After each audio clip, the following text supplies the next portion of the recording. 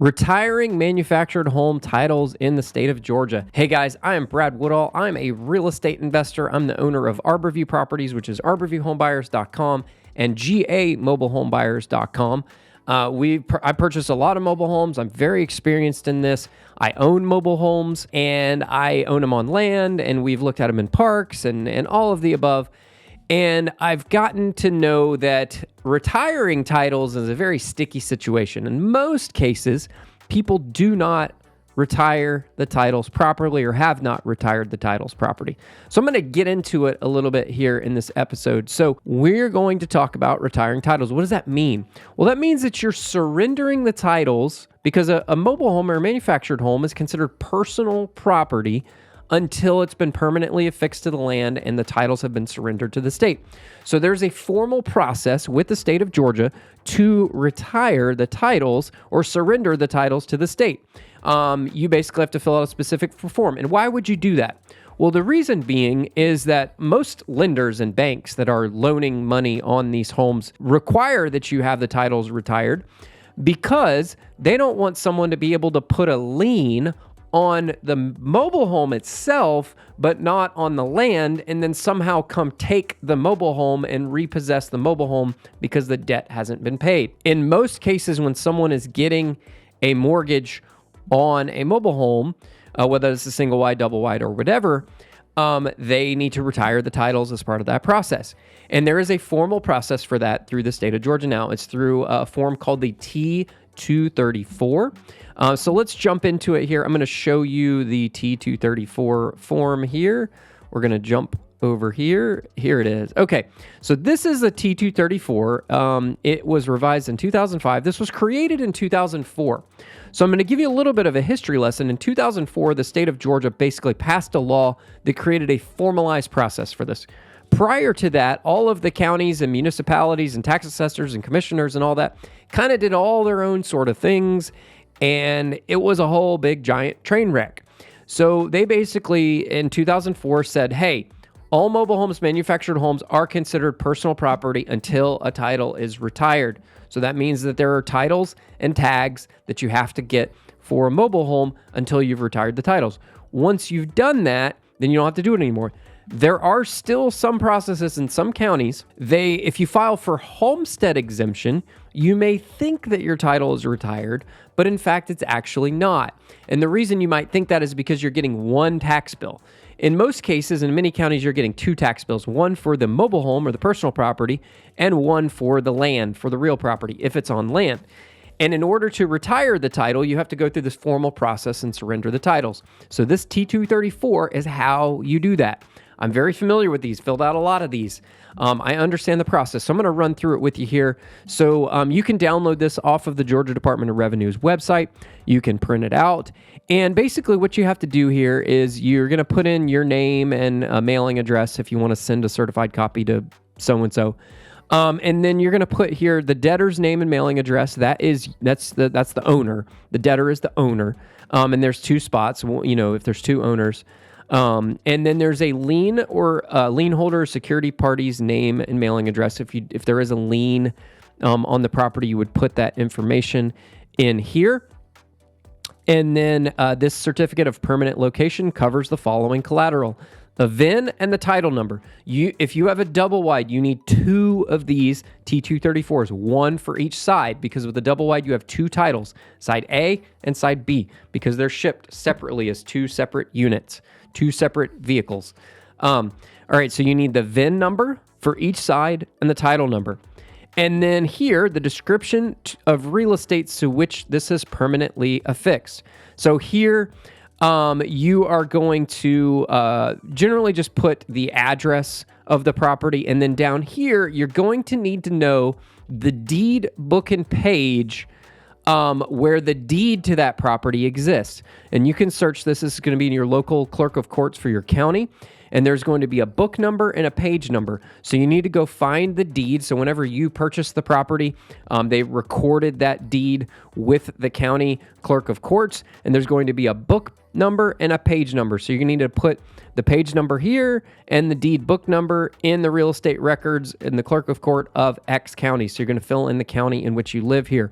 because that's going to have the actual legal description of the property. Technically, an address is not a legal description. Legal description usually says beginning at point this and going from this to this and blah, blah, blah. It describes the actual parcel of real estate. It's more like surveyors kind of terms. The name of the recorded owners of said real estate. Generally speaking, if you're recording this is going to be you. It's going to be your name. And you need to put the title holders to the real estate there. If there's 2 title holders there, you need to include both title holders' names. And then the counties in which this certificate is filed, that's going to be the county where the property is located. You're going to sign it there as the debtor. And then if there's a lien or security holder, they're going to have to sign that too.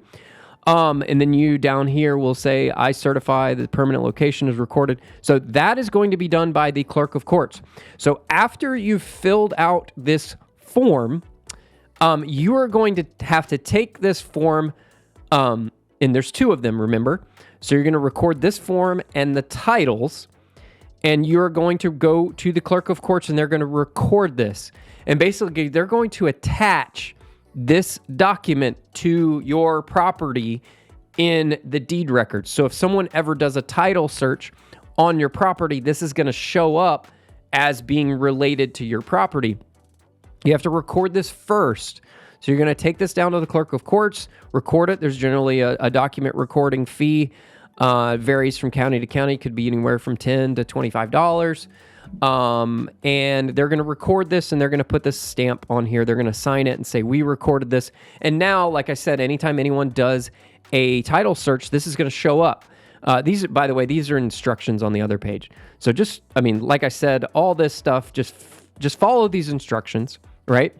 Once you have recorded this document, then you are going to take this document and the titles, and you're going to go to the tax commissioner's office of your county, and you're going to say, hey, I need to record this T-234. I need to file this T-234. So you're going to do that at the tag office, or usually the tag office and the tax commissioner's office are in the same place. And you're going to take this to them, and you're going to show that you've already recorded it with the courts, and you're going to give this to them. They're going to charge you a fee. In the state of Georgia, the fee is $18 per side, so it'd be $36 total. And you're going to give this to the tax commissioner's office, and you're also going to give them your titles. So you're going to surrender your titles to them, and you're going to give them these forms.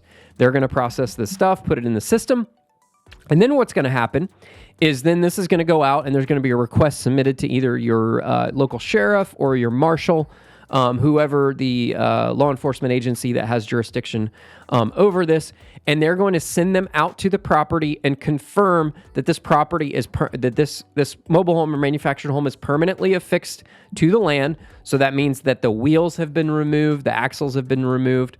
And that the tongue has been removed. So basically it's not movable, and it's sitting on a permanent foundation, whether that be, block perimeter piers with skirting or whatever. It's going to be sitting on a permanent foundation, and it's permanently affixed to the land. It's not movable, right?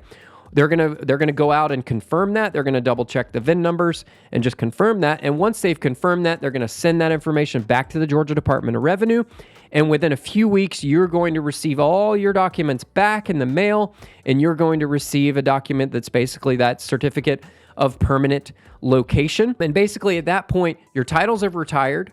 This mobile home or manufactured home is now considered real property. It's considered an improvement on the real property. So the county tax assessor is going to send you one tax bill for the real estate and all improvements thereon. So you could have multiple improvements. You could have built a garage or a barn or a shed or an outbuilding or a driveway or a pool or whatever improvements you've added to the land, and that would also include the mobile manufactured home. Or if you had a stick-built house on the property, that would be considered improvement too. So you're going to get one tax bill that includes all of that.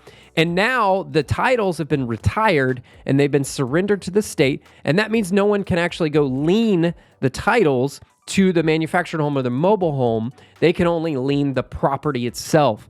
And that's very important from a lender's perspective.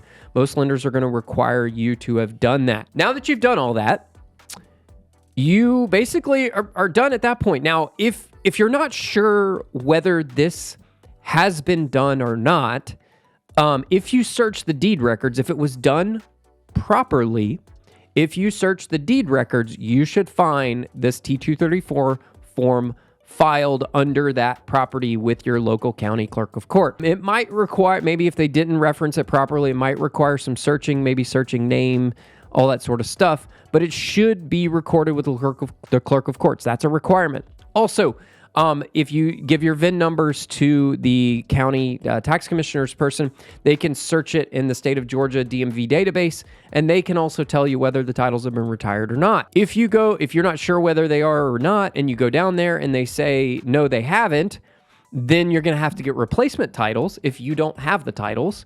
And I've got a whole nother video about obtaining replacement titles. And then you're going to have to go through this process to do that. If you are selling this property, you're hoping to sell it to someone who's going to get a mortgage, this is going to have to be done. Almost all mortgage companies out there, including HUD, Fannie Mae, Freddie Mac, VA, USDA, all of them are going to require these titles to be retired in order to get a loan on this. There's some other things involved too, and I'll make another video about that. So I hope that helps you out today. Check out all of our other videos about selling mobile homes in Georgia. I am Brad with GAMobileHomebuyers.com and ArborViewHomebuyers.com. If you have a property that you want to sell in the state of Georgia, manufactured home, mobile home, we'd be happy to make you a cash offer on that property. Like I mentioned, I'm also a licensed real estate agent too, so we can discuss that a little bit further, but primarily I'm an investor and I like to buy properties. So thanks for checking out this video. I hope it's helpful. Have a great day. Bye-bye.